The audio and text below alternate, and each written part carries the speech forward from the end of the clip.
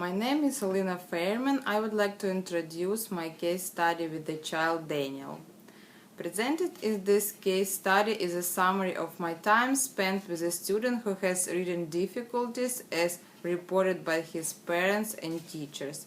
I worked with him individually over the course of several weeks. My tutor Daniel is a third-grade boy at the urban public school. Daniel was placed in a regular education classroom that has an in-class special needs support teacher. Daniel often worked with a support teacher for his reading instruction. I administered the word reading inventory graded word list in an effort to determine a starting point of the reading assessments. Daniel tested independent at the primary level, instructional at level 1, and reached frustration at level 2. Based on the graded word list results, I began with the primary level oral reading assessment. I have summarized the results of all the informal reading assessments into 3 categories as follows. Oral reading. Daniel tested independent at the primary through level 2. He tested instructional at the primary level through level 3. He reached frustration at level 4. Daniel had a lot of miscues with the level 4 passage and spent a great deal of time trying to decode the unfamiliar words. He was only able to retell 3 out of 10 ideas, and his comprehension was at the frustration level. I conclude that Daniel had difficulty comprehending the level 4 passage because he focused all of his attention on decoding the words and thus was unable to understand the meaning of the passage. Silent reading. Daniel tested instructional at the primary level through level 3. He reached frustration at level 4. As the reading passages became increasingly difficult, Daniel's reading rate slowed down. Overall, however, his silent reading rate remained faster than his oral reading rate for the same level passage. Listening. Daniel's first listening assessment was also for his first expository passage. He was quickly and easily able to recall 9 out of 10 ideas in the passage. However, while he answered all the explicit questions easily, he missed 3 out of 4 of the implicit questions. Daniel tested independent at level 3 and instructional at level 4. He reached frustration at level 5. Analysis. Upon analysis of all the assessment I have given Daniel and in consideration of my observation during our tutorial sessions, I have been able to determine strength and weakness in a multitude of areas related to Daniel's reading ability. In fact, I think Daniel's current focus on decoding the words is making his fluency choppy and affecting his comprehension of the text. He has a fast reading rate for passage that he scored at the independent level for comprehension. This leads me to believe that when Daniel reads fluently, he comprehends more effectively. I believe that Daniel is not accustomed by thinking about what he is reading. One way to get him thinking about what he is reading is to have him make connection with the text.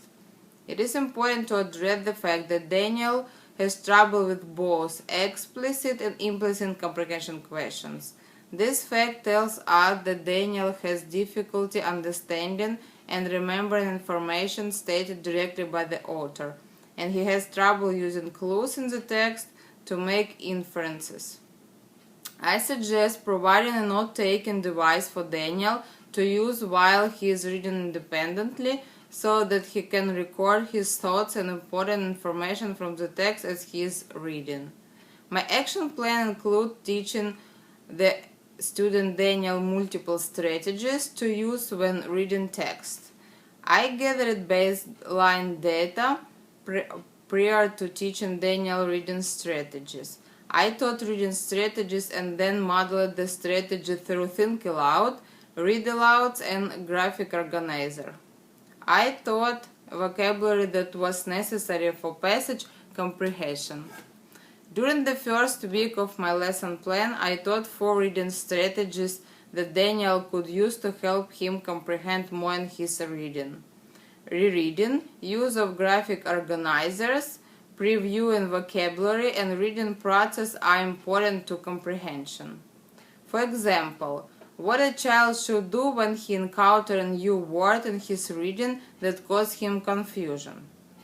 I taught to Daniel to use graphic organizers to help him contrast meaning of what he is reading. Another strategy modeled for Daniel was rereading confusing parts of text in order to improve what he comprehends about the reading. And last, I modeled to Daniel through thinking aloud and reading process. I instructed and modeled what a reader should do when he is not sure or get confused when reading. Understanding word meaning is essential to reading success. Indeed, unless students are able to understand the meaning of words as they read, the process of reading is reduced to mindless decoding.